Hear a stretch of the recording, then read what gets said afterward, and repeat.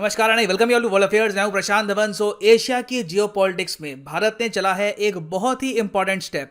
हमने पांचों सेंट्रल एशियाई कंट्रीज को इनवाइट किया है रिपब्लिक डे परेड के लिए। यहां पर आप देख पाएंगे ये है हमारा प्यारा भारत, और यहां पर जो पांचों देश आपको दिख रहे हैं, Kazakhstan, Kyrgyzstan, Tajikistan, Uzbekistan, Turkmenistan, पांचों को हमने इनवाइट किया है 2022 की रिपब्लिक डे परेड के लिए। ये पहली बार है जब भारत ने सेंट्रल एशियन कंट्रीज को इतनी इंपॉर्टेंस दी है। और मैं यहाँ पर यह भी मेंशन कर दूं, बाय द वे ये न्यूज़ सबसे पहले ब्रेक करी थी सिद्धांत सिबल साहब ने। हिस्टोरिकली आप अगर देखो तो इंडिया की पॉलिसी रही है कि मैक्सिमम एक कंट्री या फिर कभी कभी once a blue moon maximum दो कंट्रीज को इनवाइट कर लो as republic day chief guest. मगर पीएम मोदी ने रिपब्लिक डे के चीफ गेस्ट को ऑल टुगेदर इंडिया की फॉरेन पॉलिसी का एक इंटीग्रल पार्ट बना दिया। और इन्होंने ये भी कहा कि ये कहाँ पे लिखा है कि सिर्फ एक या फिर दो रिपब्लिक डे के चीफ गेस्ट होने चाहिए। अगर हम रिलेशंस इंप्रूव करना चाहते हैं एक पूरे ग्रुप के साथ तो 10 कंट्रीज को भी इनवाइट कर लो, और इंडिया ने किया भी था। आपको याद होगा कि 2018 के रिपब्लिक डे में हमने 10 के 10 जो आसियान देश हैं सबको ही इनवाइट कर लिया था। Philippines, Indonesia, Singapore, Malaysia, Myanmar, सभी कंट्री के जो हेड ऑफ स्टेट थे वो यहाँ पर आए थे इंडिया के रिपब्लिक डे को अटेंड करने के लिए। और अब 2022 में इंडिया फिर ऐसा ही करने वाला है। हम एक पूरे ग्रुप ऑफ कंट्रीज को इन्वाइट कर रहे हैं। पांचों सेंट्रल एशियन कंट्रीज को भारत ने इनवाइट किया है फॉर रिपब्लिक डे 2022। नाउ इसकी इंपॉर्टेंस क्या है, इससे क्या बेनिफिट होगा इंडिया को, डिस्कस करते हैं। मगर आगे बढ़ने से पहले आपसे क्वेश्चन पूछूंगा कि 2021 में जो रिपब्लिक डे परेड हुई थी उस परेड में सबसे बेहतरीन झांकी का अवार्ड किस राज्य को मिला था? जो टैब्ल्यू कहते हैं इंग्लिश में, सबसे बेहतरीन झांकी, ये अवार्ड किसको मिला था? ओडिशा, तमिलनाडु, उत्तर प्रदेश या फिर महाराष्ट्र? कमेंट सेक्शन में करिए उत्तर। सही आंसर मैं आपको दूंगा वीडियो के एंड में। ना पहली बात तो जो पांचों सेंट्रल एशियाई देश हैं इनके बहुत ही ज़रा स्पेशल रिलेशंस हैं भारत और रूस दोनों के साथ। ये समझाता हूं क्यों है। आपको बताना चाहिए कि 1991 से पहले एक बहुत ही बड़ी सुपर पावर थी दुनिया में, यूएसएसआर के नाम से, the union of Soviet socialist republics. और 1991 में ये देश बिखर गया था और टोटल 15 नए कंट्रीज उभर के आए, जिनमें से एक रशियन फेडरेशन भी था। तो जो यहाँ पर 5 देश आप देख रहे हो सेंट्रल एशियन रीजन में, ये भी बिखर गए थे। और हिस्टोरिकली आप अगर देखो तो इंडिया के यूएसएसआर के साथ जब बहुत अच्छे रिलेशंस थे तो काफ़ी बार हमारे लीडर्स का, हमारे चीफ मिनिस्टर्स का, ब्यूरोक्रेट्स का जो सेंट्रल एशिया रीजन है जो उस वक्त यूएसएसआर के अंडर था, यहाँ पर आना जाना लगा रहता था। तो बहुत पुराने रिलेशंस हैं हमारे इनके साथ। उसके पहले आप अगर जाओ हिस्टोरिकली कई सदियों पहले, तो जो सिल्क रूट था वो भी यहाँ से गुजरता था सेंट्रल एशियन कंट्रीज से। एंशिएंट इंडिया काफ़ी बार ट्रेड करता था यूरोप के साथ, बाकी कंट्रीज के साथ। तो ये रीजन हिस्टोरिकली भी, मॉडर्न टाइम्स में भी आप अगर देखो तो हमेशा इंडिया के लिए इंपॉर्टेंट रहा है। और इसलिए पीएम मोदी ने जब पावर संभाली 2014 में, तो अगले ही साल इन्होंने एक बहुत ही बड़ा स्टेप लिया। इन्होंने पांचों सेंट्रल एशियन कंट्रीज को विजिट किया। ये करने वाले पीएम मोदी पहले प्राइम मिनिस्टर थे देश के। यहाँ पे आप देख पाओगे उस वक्त मिनिस्ट्री ऑफ एक्सटर्नल अफेयर्स ने ये आर्टिकल भी शेयर किया अपनी वेबसाइट पे कि PM Modi Central Asia tour brings region back into focus. और इस आर्टिकल में यह भी इन्होंने बताया है कि इंडिया और सेंट्रल एशिया के रिलेशंस स्ट्रांग होने का रीजन क्या है।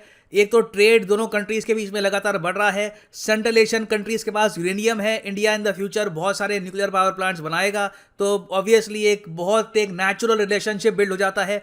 उसके अलावा सॉफ्ट पावर का भी यहाँ पर एस्पेक्ट है। कई बॉलीवुड मूवीज हैं वो सेंट्रल एशिया में काफ़ी पॉपुलर है। फिर हमने ये भी देखा है कि जो एक्सट्रीमिस्ट आइडियोलॉजी है उसका विरोध आपको भारत में भी मिलेगा और सेंट्रल एशियन कंट्रीज में भी मिलेगा। देखो, भारत और सेंट्रल एशिया दोनों एक इस्लामिक हेरिटेज को भी शेयर करते हैं। सारे सेंट्रल एशियाई कंट्रीज में मेजॉरिटी रिलीजन जो है वो आपको मिलेगा इस्लाम। इंडिया में आप अगर देखो तो इंडोनेशिया पाकिस्तान के बाद तीसरी सबसे बड़ी मुस्लिम पॉपुलेशन है दुनिया की। मगर ये बात मिनिस्ट्री ऑफ एक्सटर्नल अफेयर्स के शेयर किए हुए आर्टिकल में आपको साफ साफ मिलेगी कि both India and central Asia reject extremist ideology. तो सिक्योरिटी के एस्पेक्ट से भी आप अगर देखो तो सेंट्रल एशियन कंट्रीज इंडिया के लिए बहुत ही इंपॉर्टेंट है। अब जिस तरीके से तालिबान राइज किया है अफगानिस्तान में, तो तालिबान को भी चेक में रखने के लिए, तालिबान से जो आतंकवादी थ्रेट आ सकते हैं इन द फ्यूचर रीजन में, उसको भी कंट्रोल करने के लिए इंडिया और सेंट्रल एशिया की जो कोलैबोरेशन है ये काफी इंपॉर्टेंट है। और फिर बात आती है कनेक्टिविटी की। पीएम मोदी ने इसके बारे में रिसेंटली एक स्पीच दिया था। मैं चाहता हूं ये स्पीच आप सुने, इससे आप समझ पाएंगे कि इंडिया के लिए कितना इंपॉर्टेंट है सेंट्रल एशिया। भूमिका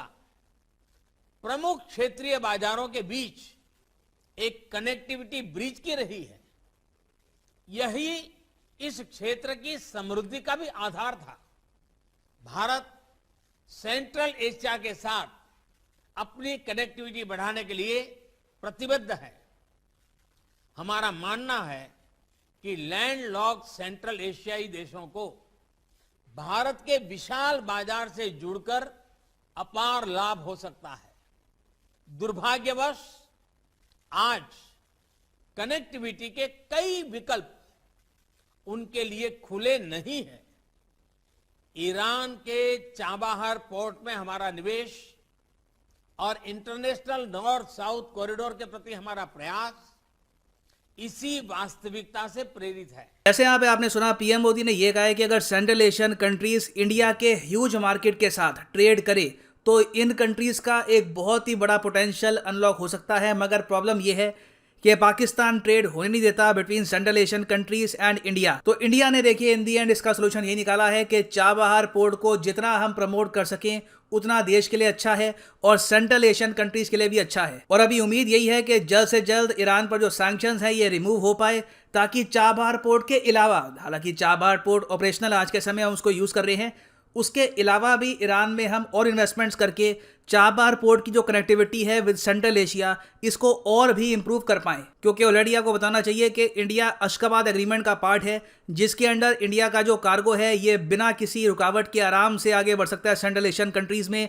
तो इन द फ्यूचर कनेक्टिविटी के लिहाज से भी सेंट्रल एशियन कंट्रीज होंगे इंडिया के लिए बहुत ही इंपॉर्टेंट। फिर अगर हम देखें मिनरल्स पर्सपेक्टिव से, नेचुरल रिसोर्सेज के पर्सपेक्टिव से, तो सेंट्रल एशियन कंट्रीज से oil, natural gas, copper, uranium ये सब इंडिया परचेज कर सकता है। फिर ये भी बात चल रही है कि जो यूरेशियन इकोनॉमिक यूनियन रशिया ने बनाया था, इंडिया इसका पार्ट बन सकता है। यूरेशियन इकोनॉमिक यूनियन क्या है? रशिया ने बेसिकली क्या कर रखा है कि आर्मेनिया और सेंट्रल एशियन कंट्रीज को जोड़कर इन्होंने एक आप कह लीजिए ट्रेड करने के लिए एक ग्रुप बना दिया है, जहां पर आपस में कस्टम्स बहुत ज़्यादा कम होते हैं, टैरिफ्स ना के बराबर होते हैं। ट्रेड करने के लिए ऑलमोस्ट जो ये सारा रीजन है ये सिंगल ही हो चुका है। तो इंडिया एक्चुअली आज के समय ये सोच रहा है कि यूरेशियन इकोनॉमिक यूनियन के साथ हम लोग साइन कर ले एक फ्री ट्रेड एग्रीमेंट। रशिया इसको लेकर काफ़ी एक्साइटेड है, इंडिया भी काफ़ी एक्साइटेड है। मुझे लग रहा है कि इन द फ्यूचर ये फ्री ट्रेड एग्रीमेंट अगर हो गया तो इंडिया रशिया के रिलेशंस को एक मेजर बूस्ट मिलेगा। क्योंकि मैं कई सालों से कहता आया हूँ, भविष्य में भी कहूँगा, रशिया के लिए इंपॉर्टेंट रहना है तो ट्रेड इंप्रूव करना होगा विद रशिया। अभी रिसेंटली बहुत ज़्यादा खराब डेटा आया इंडिया रशिया ट्रेड का, $10 बिलियन से भी कम हो चुका है इंडिया रशिया ट्रेड। तो अगर ये FTA साइन होता है तो ना सिर्फ सेंट्रल एशियन कंट्रीज, रशिया के साथ भी बाय डिफॉल्ट हमारा ट्रेड काफ़ी हद तक बढ़ जाएगा। और इस फ्री ट्रेड एग्रीमेंट से हमको कोई खतरा भी नहीं है। अगर कल को मान लो जो RCEP था, RCEP फ्री ट्रेड एग्रीमेंट, उसको अगर हम ज्वाइन कर लेते तो Australia, New Zealand, ASEAN countries, China और वेरियस और कंट्रीज को सीधा डायरेक्ट एक्सेस मिल जाता इंडियन मार्केट का, जिससे हमको डर ये था कि हमारी कंपनीज बिल्कुल अपने ही देश में पिट जाती, लोग ऑल टुगेदर बाहर का सामान जरा परचेज करना स्टार्ट कर देते। तो ये जो डर है वो सेंट्रल एशियन कंट्रीज के साथ नहीं है, रशिया के साथ नहीं है। कोई Russian companies, central Asian companies ऐसी नहीं है किसी भी सेक्टर में जो इंडियन कंपनीज को टक्कर दे पाए भारत में। उल्टा इंडियन कंपनीज ज्यादा मार्केट कैप्चर कर लेगी सेंट्रल एशियन कंट्रीज में। तो हर लिहाज से आप अगर देखो सेंट्रल एशियाई देश बहुत ही इंपॉर्टेंट है।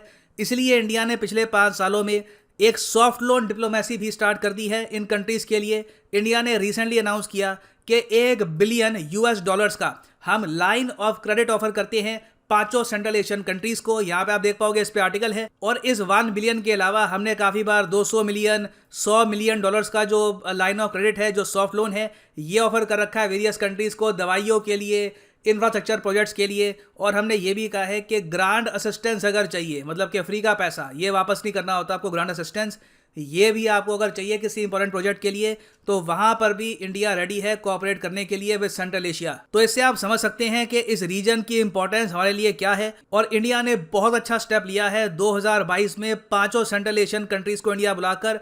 ऑब्वियसली ये सिर्फ विजिट करने के लिए नहीं आएंगे, बायलैटरल्स भी होंगे, मीटिंग्स भी होंगी, कई एग्रीमेंट भी साइन किए जाएंगे। ऑल टुगेदर हमारे रिलेशंस सेंट्रल एशियन कंट्रीज के साथ स्ट्रांग ही होने वाले हैं ना। वापस आते हैं अपने क्वेश्चन पे कि 2022 की जो रिपब्लिक डे परेड थी उसमें बेस्ट झांकी का, बेस्ट डब्ल्यू का जो अवार्ड है किसको मिला था? तो सही उत्तर यहाँ पे है ऑप्शन सी, उत्तर प्रदेश। यहाँ पे आप देख पाओगे, इस पे आर्टिकल है। टोटल 32 झांकियां थी, उनमें से उत्तर प्रदेश की जो Ayodhya cultural heritage site of Uttar Pradesh, इसको मिला था बेस्ट झांकी का अवार्ड। और जो सेकंड बेस्ट अवार्ड है ये मिला था त्रिपुरा को। और फाइनली यहाँ पर मैं ये भी ऐड कर दूं कि अगर आप यूपीएससी एग्जाम के लिए जेन्युइनली प्रिपेयर करना चाहते हैं तो कमेंट सेक्शन में जाओ, यहाँ पे आपको मिलेगा ये लिंक। इस लिंक पे क्लिक करके आप परचेज कर सकते हैं अनअकैडमी का यूनिक कॉम्बो पैकेज, जिसके अंदर आप यूपीएससी प्रीलिम्स, मेंस, ऑप्शनल तीनों की ही तैयारी कर पाएंगे in a single purchase. Simply click करो पिक ए प्लान पर। यहाँ पे 36 महीने 24 महीने जिस ड्यूरेशन का कोर्स आपको परचेज करना है आप परचेज कर सकते हैं। अगर आप एक कॉलेज स्टूडेंट हैं, आपके पास टाइम है 2-3 साल का कि आराम से 2023-24 में प्रिपेयर करना है फॉर यूपीएससी एग्जामिनेशन, तो आप परचेज कर सकते हैं 24 या 26 मंथ का कोर्स। मगर जो प्राइसेस यहाँ पर लिखे हैं पे करने की आवश्यकता नहीं है। सिंपली यहाँ पे कोड यूज करो PD10 and prices will fall. So use the code PD10 and save money. So इसी नोट के साथ ये है वीडियो का अंत। Thank you for listening and as always God bless you all.